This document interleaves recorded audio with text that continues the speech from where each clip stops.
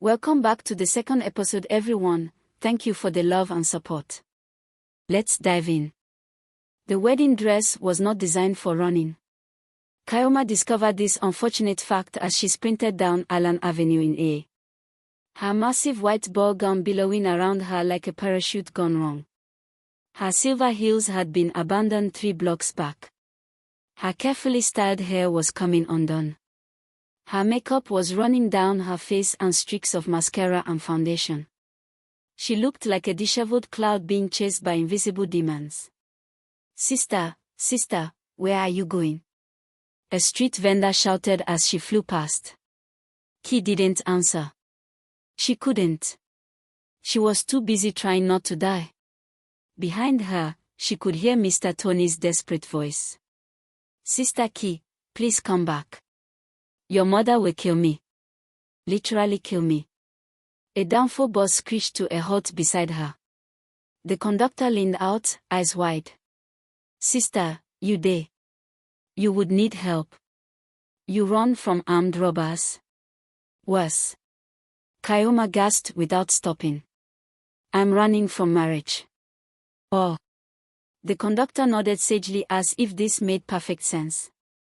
"Marriage is truly scarier than armed robbers. Run, sister, run." People on the street were stopping to stare. Some pulled out their phones to record. Koma could already imagine the Twitter headlines. "Runaway bride spotted in Akija wedding gone wrong" or Nollywood movie. Her lungs were burning. Her feet were screaming. But she couldn't stop. If she stopped, they would catch her. If they caught her, they would drag her back to that cathedral. If they dragged her back to that cathedral, she would be forced to marry a monster. And Kayoma Kanoza Okono refused to marry a monster. A black Mercedes was approaching from the opposite direction. Without thinking, without any survival instinct whatsoever, Kayoma jumped directly in front of it, arms spread wide like she was trying to hug the car. The Mercedes screeched to a halt so close to her that she could feel the heat from the engine. The driver's door flew open and a man stepped out. A very tall, very handsome Muin, very angry man in a perfectly tailored black tuxedo. "Are you insane?" he roared. "Are you trying to kill yourself?" Kayoma looked up at him. Even through her tears and panic, she noticed his face. Sharp jawline, intense eyes, a faint scar on his jaw that somehow made him look even more attractive. Wait, a scar. But before she could process that detail, survival instinct kicked in. "Please," she grabbed the front of his tuxedo. "Please, you have to help me. They are trying to kidnap me." The man looked her stupid down. "Wedding dress, bare feet, smudged makeup. Kidnap you," he said slowly. "In a wedding dress?" "Yes, they forced me into this dress. I escaped. Please take me away from here. Take me to the police, to the embassy, to Ghana, anywhere." Behind her, Mr. Tony's voice was getting closer. "Sister Kayoma, I beg you, in the name of God." The handsome stranger looked at Kyoma, then at Mr. Tony running toward them, then back at Kayoma. He made a decision. "Get in." Kayoma didn't need to be told twice. She gathered her massive dress and practically dove into the passenger seat. The man got back in the driver's seat and drove off just as Mr. Tony reached them. Wait. That's my madam's daughter. Come back." But they were already gone, leaving behind a very panicked driver and a very confused crowd of onlookers. Inside the car, Key was hyperventilating. "Thank you," she gasped. "Thank you. Thank you. Thank you. You're my hero, my guardian angel, my savior. If there was an award for Best Good Samaritan, you would win it. You would win all of them." The man glanced at her with amusement. "You're welcome. Now, do you want to tell me what's really going on, because you don't look like someone who was kidnapped?" "I was. I mean, technically by my parents. They want to force me to marry this horrible, terrible, monstrous man, and I refuse." So, I ran in my wedding dress because it was literally my only option. I see, the man said, his lips twitching like he was trying not to smile. And who is this horrible, terrible, monstrous man? His name is Wilson Adekola. Have you heard of him? The man's hands tightened slightly on the steering wheel. I may have heard the name. He's awful. A complete nightmare. I read about him online. He's cold, ruthless, mean. He has a scar on his face from fighting with a business partner. Can you imagine what kind of violent person fights people and gets scarred? And nobody can work for him. He fires people left and right. They say he runs his company like a beer parlor. Like a tout. A ruthless tout. The man is a villain. An actual villain in a suit. He's a goat. The man's eyebrows shot up. A goat. Yes. A corporate goat. A business goat. An evil goat. A beer parlor goat. I see. And you were supposed to marry this evil beer parlor goat today? Yes. Kaoma slumped in her seat, suddenly exhausted. My parents arranged it. I didn't even know about it until 3 weeks ago. 3 weeks. They just announced, oh, by the way, you're getting married to someone you've never met. Like it's the 1800s. Like I'm property they can just trade. The man was quiet for a moment, navigating through traffic. Then he said, where would you like me to take you? Kaoma thought about it. She couldn't go home. That was the first place they'd look. She couldn't go to Emoka's. Her parents knew about Emoka. She couldn't go to a hotel. Her parents had her credit cards. I don't know, she admitted, her voice small. I have nowhere to go. The man glanced at her again. This time his expression was softer. You can stay at my place until you figure things out. Kaoma looked at him with wide eyes. Really? You would do that, but you don't even know me. Call it a good deed, he said with a slight smile. Everyone deserves a chance to escape from evil beer parlor goats. Despite everything, Kaoma laughed. It was a slightly hysterical laugh, but a laugh nonetheless. Thank you, she said sincerely. I don't even know your name. The man's smile widened. You can call me Wills. Wills. That's such a nice name. See, your parents gave you a good name. Unlike that horrible Wilson Adekola, he probably hates his name as much as people hate him. Wills is so much better than Wilson. Thank you, the man said, and there was something in his voice that Key couldn't quite identify. I'll let them know you think so. But she was too tired, too overwhelmed, too relieved to think about it. She leaned back in the seat and closed her eyes, not knowing that she had just jumped from the frying pan directly into the fire, or rather directly into the arms of the very monster she was running from. It all started on a perfectly normal Tuesday afternoon. Kaoma was lying on the couch in her parents' mansion in Lekki, scrolling through Instagram and laughing at memes.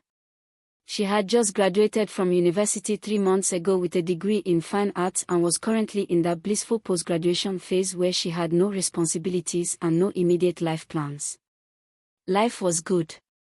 Her mother, Mrs. Okonkwo, walked into the living room wearing one of her expensive bow and enough gold jewelry to open a shop. Kaoma, darling, she began in that sweet voice that always meant trouble. Kaoma didn't look up from her phone. If you want me to go to the market, the answer is no. I just did my nails. It's not about the market, sweetheart. Now, Kaoma looked up. Her mother was smiling, but it wasn't a normal smile. It was the kind of smile that said, I have news that you won't like, but I'm going to pretend it's good news. Chief Okonkwo, Kaoma's father, walked in at that moment. He was holding his newspaper, which he folded with deliberate slowness and set aside. This was bad. Her father only put down his newspaper for serious matters. What's going on? Kaoma asked, sitting up slowly. Her parents exchanged glances. Then her mother clasped her hands together and practically squealed. "We have wonderful news, darling." "The most wonderful news," Kaoma waited. "Are you pregnant?" Kaoma asked hopefully. "Am I getting a sibling?" At 24 years old, it would be weird. But I'd be okay with it. "No," her mother looked horrified. "God forbid. I'm 52 years old. Those days are over." "Then what?" Chief Okonkwo cleared his throat. "Your wedding to Wilson Adekola has been set. 3 weeks from today." Kaoma heard the words. She understood the individual words. But together they made no sense. "My what?" she asked slowly. "Your wedding." Mrs. Okonkwo was practically vibrating with excitement. "To Wilson Adekola. From the Adekola family. Do you know how powerful they are? How wealthy? My daughter marrying into one of Lagos's elite families. I'm so proud." Kaoma blinked. "I'm sorry. I think I'm having a medical emergency." "Did you just say my wedding?" "Yes." Her mother frowned. "Why are you acting confused?" "This is good news." "Good news." Koma jumped up from the couch. "Mommy, Daddy, have you people gone mad?"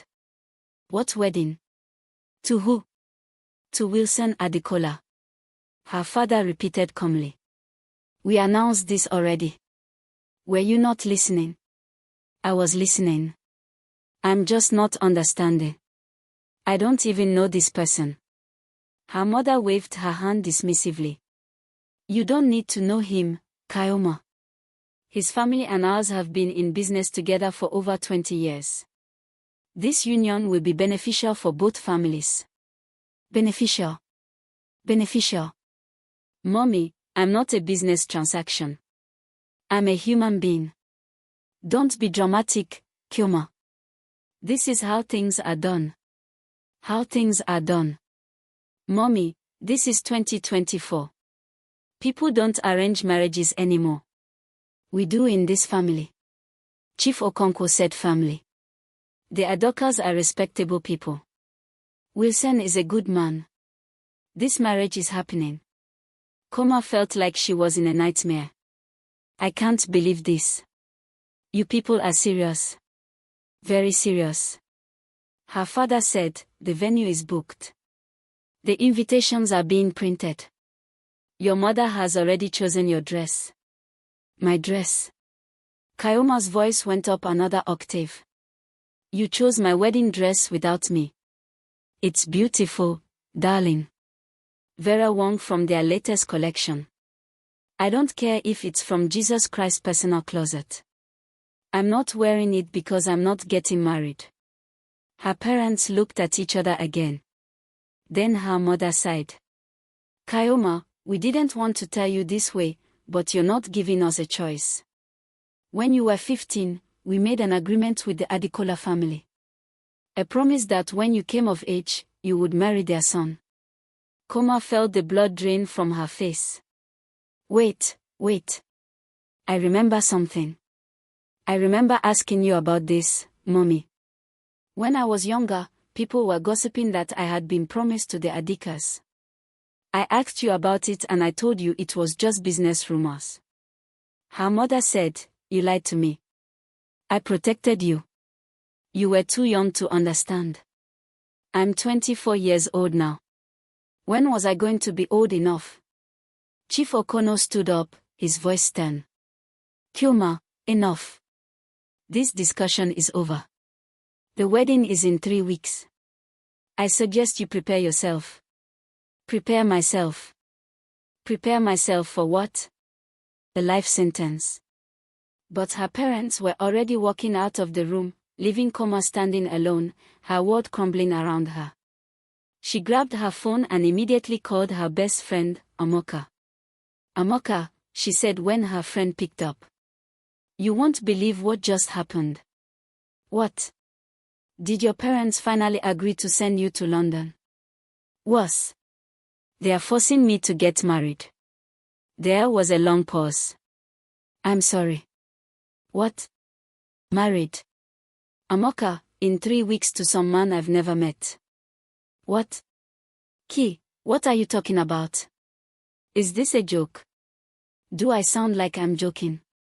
Kayoma told her everything while pacing around her room like a caged animal. This is insane, Emeka said when she finished. Like genuinely insane. What are you going to do? I don't know. What can I do? They've already planned everything. Well, who is this guy? What's his name? Wilson Edekola. Amoka gasped. Wilson Edekola. And in the Wilson Edekola. Kayoma's stomach dropped. You know him? Know him?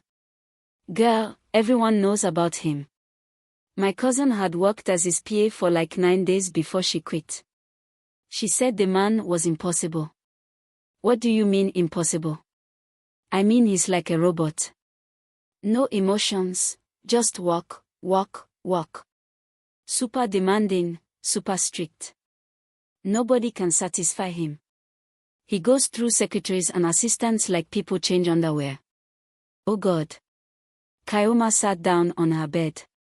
What else do you know about him? Not much personally, but I've heard stories. They say he's ruthless in business, that he has no mercy, that he's cold and calculating. Oh, and apparently he has this scar on his face from some fight with a business partner or something. The man sounds like a Nollywood villain. After Koma hung up, she opened her laptop and typed Wilson Adekola logos into Google. The results made her want to cry. Wilson Adekola, Lagos's most feared CEO, the ice king of Nigerian business. Why nobody last working for Wilson Adekola? She clicked on article after article, each one worse than the last. Wilson Adekola, 32, has built his empire on the backs of crushed competitors. Known for his ruthless business tactics and complete lack of emotion, he is both respected and feared in equal measure. Former employees describe a workplace environment of constant pressure and impossibly high standards. One anonymous secretary reported being fired for bringing coffee that was slightly too cold. The scar on his jaw is rumored to have come from a physical altercation with a business partner who tried to betray him. The partner allegedly ended up hospitalized. Colleagues describe his management style as reminiscent of a beer parlor. Tough, aggressive, uncompromising, and borderline violent. He runs that company like a tout. One former executive said, "If you're not careful, you will get crushed." Koma slammed her laptop shut and screamed into her pillow. She was being forced to marry a monster, a real-life monster, and she had 3 weeks to figure out how to escape. Over the next 2 weeks, Ki tried everything to get out of the wedding. Attempt 1, reasoning with her parents. "Mommy, please," Ki begged one morning over breakfast. "Please don't make me do this. I'll do anything else. I'll go work in the company. I'll marry whoever you want, just not Wilson Adika." Her mother didn't even look up from her tea. "The wedding is in 2 weeks, Ki. Stop being dramatic." "Dramatic? I'm being forced into marriage. You're being given an opportunity. Many girls would kill to be in your position. Then let them marry him. I volunteer any willing person." "Kayoma, eat your breakfast. Your drama is giving me a headache."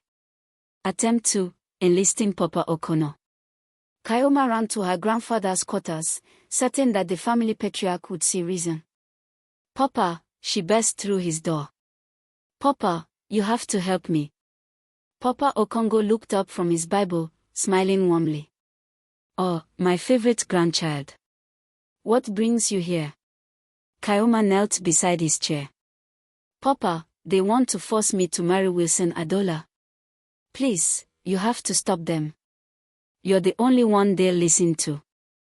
To her absolute horror, her grandfather's face lit up. The Adekola boy. Wonderful. I was hoping you'd come to your senses." "Papa, what?"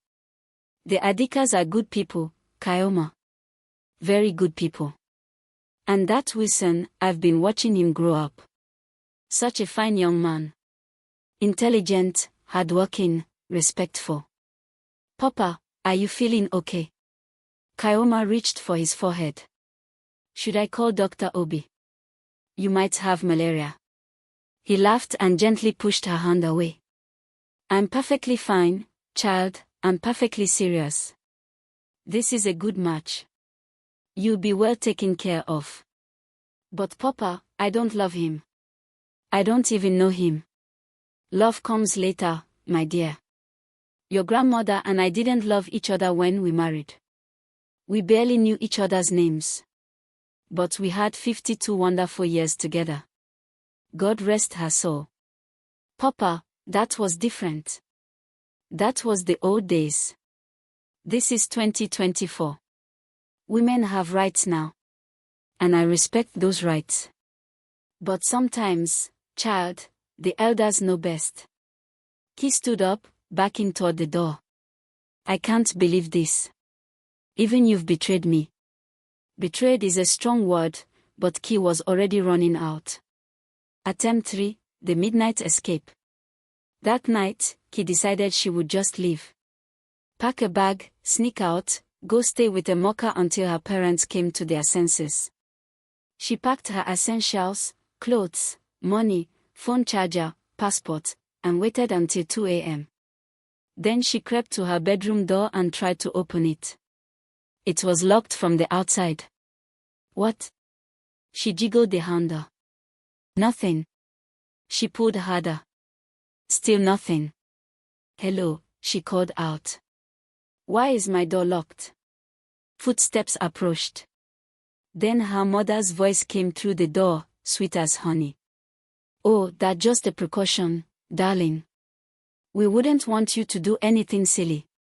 Mommy, you locked me in my room. You're not locked in, sweetheart. You just can't leave. There's a difference. That's the same thing. Good night, Ki. Sweet dreams. Mommy, come back here. But her mother's footsteps faded away. Attempt 4, the window plan. The next morning, Ki examined her windows. Burglar bars. Of course, she tried to pry them off with a hanger. They wouldn't budge. Kaoma tried to squeeze through the narrow gaps, desperate for freedom, but her head got stuck. Blessing, the housemaid, had to help pull her back in. Sister Ki, please, Blessing pleaded, her eyes wide with fear. You're going to hurt yourself, and if Madam catches me helping you, she'll send me back to the village. I'm sorry, Blessing, Kaoma whispered, her voice trembling. I can't marry him. I can't. Blessing's expression softened with sympathy. I understand, sister. But maybe he's not as bad as you think. You don't understand, Kaoma said bitterly. He's a monster. Attempt 5, the hunger strike. Kaoma refused to eat for 2 days. On the 3rd day, her mother simply said, fine. Starve. You look better in your wedding dress anyway. Kaoma ate immediately after that. She wasn't about to let her mother think she'd won. Attempt 6, the sick card. Mommy, I'm sick, Kaoma groaned from her bed one morning. I have a fever and a headache. My stomach hurts. I don't think I can get married. Mrs. Okonkwo touched her forehead. You're perfectly fine.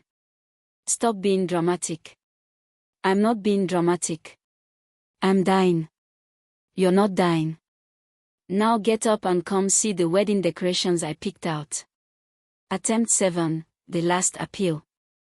With just 1 week left before the wedding, Kaoma made one final attempt to reason with her father.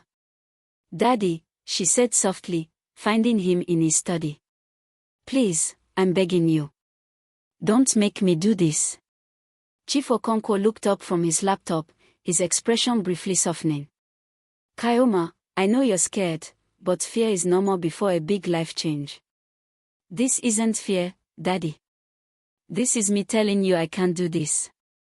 Please, if you love me at all, don't make me marry him. For a moment, her father hesitated. Then he sighed. The business partnership with the Adikalis is worth over 2 billion naira, Kayoma. If this wedding doesn't happen, we could lose everything: your mother's shop, your master's degree, Papa's medical bills, even Blessing's salary.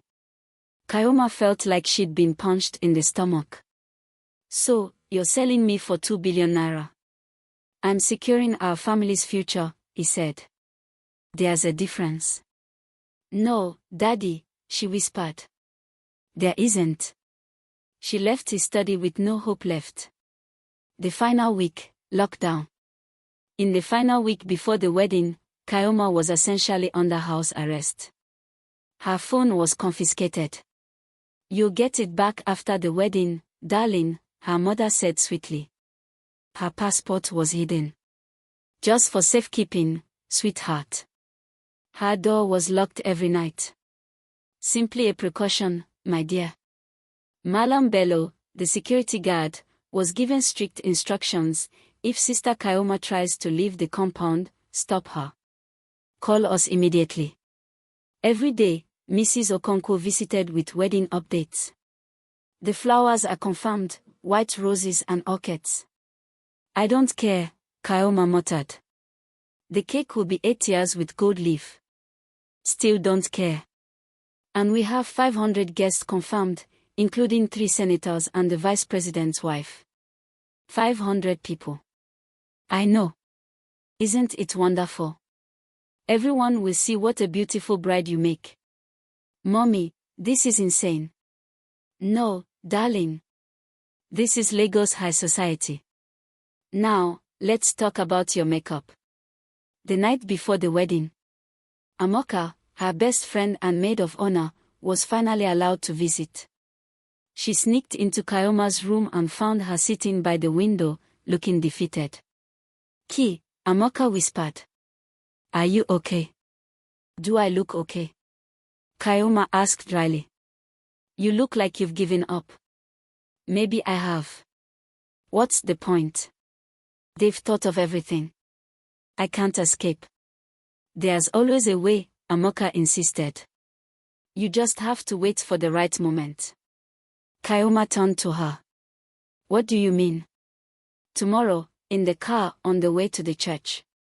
That's your chance. They can't lock you in there forever. And once you're out, Amoka grinned. Run like your life depends on it. A small spark of hope flickered in Kayoma's chest. You think I can do it? I know you can, Amoka said. You're Kayoma Chineso Okonkwo. You don't give up, and you definitely don't marry beer parlor goats without a fight. Despite everything, Kayoma laughed. Okay. I'll try. One last time. That's my girl, Amoka smiled. After she left, Kayoma lay in bed, staring at the ceiling, planning her escape. Tomorrow was her wedding day. The wedding day. The morning sun filtered through the lace curtains, painting delicate patterns across the room. For a moment, it almost looked peaceful, almost. But Kayoma's chest was tight, her palms damp with sweat. Today wasn't her wedding day. Today was her escape day. Outside, the compound buzzed with activity. Cooks rushed in and out of the kitchen, florists arranged bouquets, and security guards backed orders at delivery men. The Okonkwo mansion gleamed like a palace, every corner screaming of wealth and power. Blessing slipped quietly into Kayoma's room, her face pale. Sister Ki, she whispered. Madam said I should help you get ready. The car will come in 30 minutes. Kayoma nodded numbly. Thank you, Blessing. As Blessing began to fix her hair, her hands trembled. You look so beautiful, sister. Like a real princess. I don't feel like one, Kayoma murmured. Blessing hesitated. Is it true what you said? That he's a monster. Kayoma met her eyes through the mirror. Yes. And if I marry him, he'll destroy me. Blessing swallowed hard, then said quietly, "Then maybe today's the day you save yourself." Their eyes met in the mirror for a long moment. Blessing's lips quivered, but she gave a small, brave nod. When the car arrived, the compound erupted with shouts and laughter. Cameras flashed, relatives gossiped loudly, and Mrs. Okonkwo fluttered around in a gold lace gown, packing last-minute instructions. "Darling, smile," she said, adjusting Kayoma's veil. "You're about to be the most envied bride in Lagos." Kayoma forced a smile, though her heart was pounding so hard she could barely breathe. As she was led into the sleek black convoy car, she glanced once at Amoka, who stood by the gate pretending to check her phone. Their eyes met. Amoka gave the slightest nod. It was time. The convoy began to move. 2 security vehicles in front, 1 behind. Kayoma sat between her parents in the back seat, her fingers clutching her small handbag. In it was all she had, a little money, an old ID card, and a scrap of paper with a phone number scribbled by Amoka, Tolu. Safe house. The air inside the car was suffocating. Her mother was humming along to a gospel song on the radio. Her father was scrolling through messages on his phone, likely from business partners congratulating him on the union. At the first roundabout, traffic slowed. Kayoma's pulse raced. Now or never. She turned to her mother. "Mommy, I think I'm going to be sick," she said, clutching her stomach. Mrs. Okonkwo frowned. "Not now, Kayoma, please." Before she could finish, Kayoma threw open the door. "Kayoma," her father shouted. She ran. Her veil tore loose, fluttering behind her like a ghost. Horns blared, drivers cursed, and people shouted as she darted across the street. The heat, the noise, the chaos, none of it mattered. She could hear her father's furious voice calling her name, could hear the guards scrambling after her. But she didn't look back. Her heart hammered as she sprinted down the dusty side street, barefoot now, her gown guarding dirt. She didn't stop until she reached a bus stop crowded with strangers. "Please," she gasped to a startled woman. "Where's Yona Oworo?" The woman pointed. "That way, sister." "You okay?" Kayoma nodded weakly and stumbled toward the main road. Somewhere ahead, a small phone booth waited. She pulled out the scrap of paper and dialed with shaking fingers. A man's voice answered. "Hello." "Tolu," she whispered. "Amoka sent me." There was a pause, then, "Stay where you are." "I'm coming."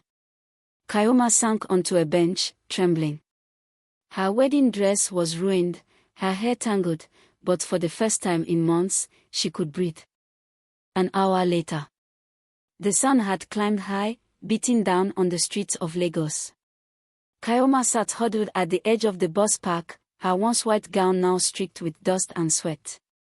Her heart still pounded from the run, but she didn't dare move. Every time a black SUV passed, she flinched. Then she saw him. A young man in a faded denim jacket, dreadlocks tied back neatly, weaving through the crowd. He stopped a few feet away, scanning faces. When his gaze landed on her, he froze. "You must be Kayoma," he said softly. She nodded, gripping the scrap of paper. "You're Tolu." "Yeah. Amoka called me." "Let's get you out of here." He offered her a plain black hoodie and a pair of slippers. "Lose the veil and put this on. You look like you just escaped from a Nollywood set." Despite herself, Kayoma let out a small, shaky laugh. "I did just escape." Within minutes, she was in a rusted downfall bus, squeezed between market women and a student blasting Afrobeats through his earphones. Tolu sat beside her, glancing out the window every few seconds. "They'll be looking for you," he said quietly. "But don't worry. You'll be safe where we're going." Kayoma looked out at the city whizzing by, the chaos, the noise, the freedom, and felt tears sting her eyes. Back at the church. Pandemonium. The groom's convoy had arrived. Guests were whispering, photographers snapping confused shots, and Mrs. Okonkwo was on the verge of fainting. What? She screamed into her phone. Chief Okonkwo's face was red with fury. She jumped out of the car, woman. She ran into traffic like a mad person. Guests stared as the couple argued near the church steps. The groom, tall and expensively dressed, adjusted his cufflinks with an icy calm. She's an embarrassment, he said coldly. You assured me she was obedient.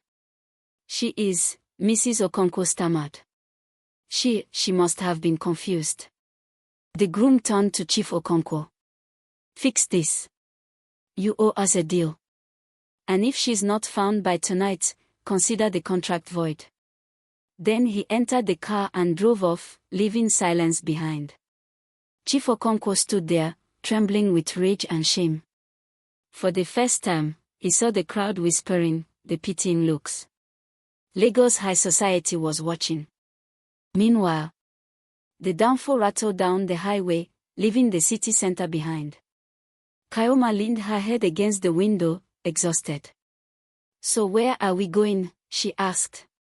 Tolu smiled faintly. To my aunt's place in Ibadan. She runs a small women's shelter. You'll be safe there until things cool down. Kayoma blinked, surprised. A shelter? Yeah. For girls like you. Some ran away from forced marriages, some from worse. You're not the first, Kayoma. She swallowed hard. I feel like I've ruined everything. My family, their reputation. You saved yourself, Tolu interrupted. Don't ever apologize for surviving. Something in his tone, steady, kind, made her eyes fill again. For the first time, someone wasn't telling her what she should do. They were telling her she had the right to choose. She closed her eyes as the bus sped away from Lagos, a city of gilded cages and cruel bargains. Behind her, her old life was burning. Ahead, she didn't know what waited, but at least it would be hers. 2 days later, Ibadan. The air in Ibadan felt different, quieter, softer. The streets weren't as loud, the people not as hurried. For the first time in weeks, Kayoma could hear her own thoughts without someone shouting orders at her. Tolu led her to a small, gated compound tucked behind a row of shops. The walls were painted cream, the flowers in front slightly wilted but tended with care. A wooden sign above the gate read, "The Haven, a home for women seeking peace." Inside, laughter drifted from a courtyard where a few women sat peeling oranges, chatting in Yoruba and Pidgin. When Kayoma walked in, their eyes turned toward her, curious but kind. An older woman with silver braids approached, her face lined with warmth and wisdom. "So this is the girl?" she asked Tolu. "Yes, Ma," Tolu replied. "Her name's Kayoma." The woman nodded. "You're safe here, my dear. I'm Mama Ruth. Come inside, we'll get you cleaned up and fed. You look like you've seen the devil himself." Kayoma gave a tired laugh. "Maybe I have." After a bath and a hot meal, she sat in the garden, wrapped in a borrowed wrapper. For the first time since her escape, she allowed herself to breathe deeply. The scent of rain and hibiscus filled the air. Tolu joined her, handing her a cup of zobo. "So, what's the plan now?" She stared at the cup, unsure. "I don't know. I just know I can't go back." "Good," he said simply. "Then you start here. Learn, rest, figure yourself out." Kayoma glanced at him. "Why are you helping me?" He shrugged. "Because someone helped my sister once. She was forced to marry a man twice her age. She escaped too, same story. She's in Canada now, running her own salon. Maybe one day you'll tell your story and help another girl." Kayoma looked away, her chest tightening. "I'm not that brave." Tolu smiled gently. "You already are." Back in Lagos, the Okonkwo household was a storm. Chief Okonkwo hadn't been to the office in days. The deal with the Adicoles had crumbled. Word of the runaway bride had spread across Lagos like wildfire. Newspapers were calling it the billion-naira scandal. Mrs. Okonkwo was inconsolable. "Do you understand what she's done to us?" she cried. "Our name. Our reputation." Chief Okonkwo slammed his fist against the table. "I told you she was too spoiled. We gave her everything, private schools, foreign trips, luxury, and this is how she repays us." But late at night, when the house was silent, even he couldn't stop the guilt creeping in. He'd seen the fear in his daughter's eyes that last day in his study. The trembling in her voice when she said, "Please, Daddy." And he had ignored it. Back at the Haven, days turned into weeks. Kayoma began to settle into a rhythm. She helped Mama Ruth in the kitchen, tutored two younger girls in English, and even started drawing again, something she hadn't done since university. At night, she wrote in a small notebook Amoka had hidden in her bag.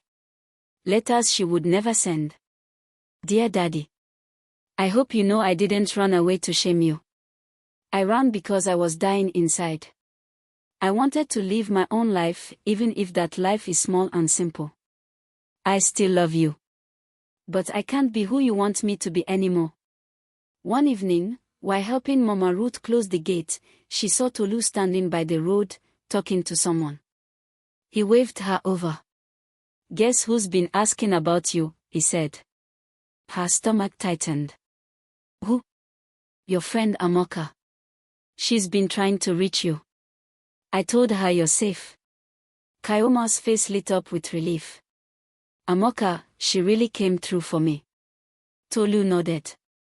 "She said she has news, something about the police reopening an old case involving the Adicoles." Kayoma froze. "Reopening? Why?" Tolu lowered his voice. "Because another girl went missing. Just like you almost did." The night air suddenly felt colder. Kayoma stared into the darkness beyond the gate, her heart pounding. "I thought running away was the end," she whispered. "But maybe it's only the beginning." 3 weeks later, the Haven, Ibadan. The news had spread like wildfire again, but this time it wasn't about a runaway bride, it was about another missing girl. Her name was Ifeoma Adesina. 22 years old. Last seen at a private engagement party in Lekki, hosted by none other than Mr. Chuka Odikolai, the man Kayoma had been forced to marry. Kayoma sat on the small couch in the living room of the Haven, staring at the flickering TV. Her tea had gone cold in her hands. "That's him," she whispered. Her voice trembled. "That's the man my parents wanted me to marry." Mama Ruth turned to look at her, worry creasing her brow. "The same man." Kayoma nodded slowly, her throat tight. "He hides it well, the charm, the money, the perfect smile." But underneath, she trailed off, memories clawing at her mind. Tolu sat beside her. "The police are saying they found blood in his car. They think Ifeoma tried to fight him." Kayoma pressed a hand to her mouth, her eyes filling. "Oh God." Mama Ruth switched off the TV gently. "You can't blame yourself, my child." "I can't help it," Kayoma said, shaking her head. "If I hadn't escaped, that could have been me." In Lagos, Chief Okonkwo study. The television blared the same news report. Chief Okonkwo sat frozen, his hand gripping his glass of whiskey. Mrs. Okonkwo stood near the window, pale. "Is it true?" she whispered. "That man, Chuka, he's been arrested." Chief Okonkwo didn't answer immediately. He just stared at the screen where images of Chuka being escorted in handcuffs filled the frame. The perfect son-in-law turned predator. When he finally spoke, his voice cracked. "We almost gave our daughter to that man." Mrs. Okonkwo sank into a chair, her hands trembling. "She tried to tell us. She told us." He looked down at his desk, at the untouched wedding invitation still lying there. "And we didn't listen." For the first time, tears slipped down Chief Okonkwo's face. The man who'd once stood so tall, so proud, now looked small and broken. Back at the haven. That evening, Amoka finally arrived. She burst through the gate, breathless from travel. The moment Kayoma saw her, she ran forward and hugged her tightly. "You're okay?" Amoka cried, squeezing her. "I've been so worried. I thought." "I'm fine," Kayoma said, smiling through tears. "I made it. Because of you." They sat together under the mango tree, the hum of the evening around them. Amoka told her everything, how the Odikola mansion was raided, how several women had come forward with stories of abuse, and how Kayoma's disappearance had inspired one of them to speak up. "You started something, Ki," Amoka said quietly. "You didn't just save yourself. You saved others too." Kayoma blinked back tears. "I just wanted to survive." "Sometimes," Amoka said, "surviving is the revolution." A month later, life at the haven had taken on a comforting rhythm. Kayoma started teaching art classes to some of the younger girls, those who'd escaped forced marriages, abuse, or trafficking. She painted too, bold strokes of color, faces of women with tears in their eyes and fire in their hearts. Her work caught the attention of a local gallery, and soon she was asked to exhibit her pieces under the title, "Freedom Isn't Free." The opening night was modest but full. Tolu stood near the back, watching her with quiet pride. After the event, he approached her. "You've come a long way, Kayoma." She smiled softly. "I still have nightmares. But I'm learning to dream again too." He nodded. "That's how healing works. One step at a time." As they walked out of the gallery together, the evening breeze brushed against her skin. Somewhere in the distance, church bells rang, not for a wedding this time, but for something new.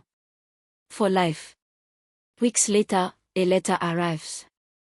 Mama Ruth found it first and handed it to Kayoma. The envelope was cream-colored, elegant, with the Okonkwo family seal. Her hands trembled as she opened it. "My dearest daughter. We've watched the news. We've seen the truth.